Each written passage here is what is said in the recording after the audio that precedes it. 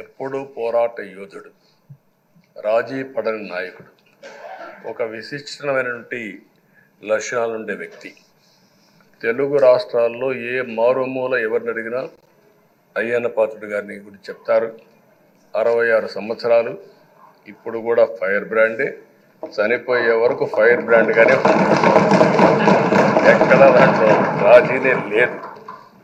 అదే మరి ఇంకొక పక్కన చూస్తే తనకంటూ ఒక ఇమేజ్. అదే సమయంలో లాయల్టీ ఫ్యాక్టరీలో కరుడు గట్టిన పసుపు యోధుడుగా పార్టీలో ఇంతవరకు ఉంటారు, ఎప్పటికీ ఉంటారు. అది ఆయన ప్రత్యేకత. నీతి, నిజాయితీ, నిబద్ధత ఇవన్నీ ఉణికిపుచ్చుకొని రాజకీయం చేశారు. 42 సంవత్సరాలు. ఇప్పుడు చాలామంది ఫస్ట్ టైం వచ్చేవాళ్ళు ఉన్నారు, కొంతమంది రెండోసారి వచ్చేవాళ్ళు ఉన్నారు.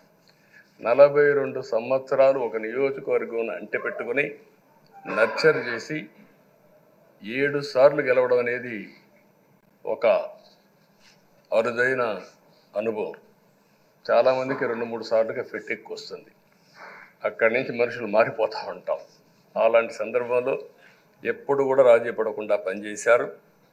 42 సంవత్సరాలుగా పసుపు జెండాను మోస్తూనే ఉన్నారు. పార్టీని కన్న తల్లిగా భావించే నాయకుడు, పోరాట యోధుడు. ఎప్పుడు కూడా రాష్ట్రంలో అభివృద్ధి చేయడమే కాకుండా ఉత్తరాంధ్ర అభివృద్ధి కోసం, ప్రత్యేకంగా విశాఖపట్నం అభివృద్ధి కోసం ఎనలేని కృషి చేసిన నాయకుడు అయ్యన్న పాత్రుడు గారని చెప్పి కూడా నేను మీకు తెలియజేస్తున్నాను.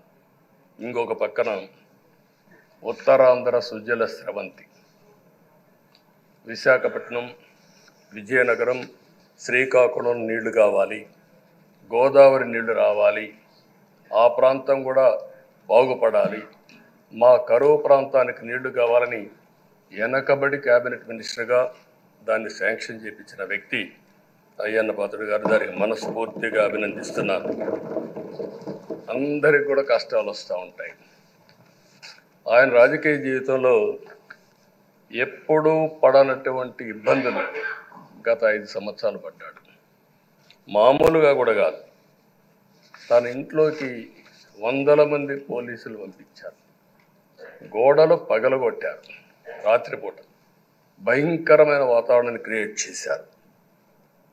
ఒక స్టేషన్లో కాదు, అనేక పోలీస్ స్టేషన్లో కేసులు పెట్టారు. రాత్రుల్లో దేశపోయి స్టేషన్ టు స్టేషన్ తిప్పారు. ఎక్కడా భయపడలా, ధైర్యంగా ఉన్నాడు. 23 కేసులు పెట్టారు. అందులో దగ్గర 10 కేసులు ఒక సిఐడిని పెట్టారు. అయితే రాజీ లేని పోరాటం చేసి మనోనిబ్బరంతో ముందుకు పోయిన వ్యక్తి